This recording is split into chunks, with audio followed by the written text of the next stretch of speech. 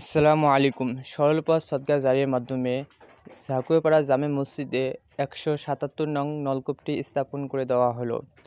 এই মসজিদে আগে কোনো টিউবওয়েল ছিল না, এতে মুসল্লিদের অনেক কষ্ট হতো।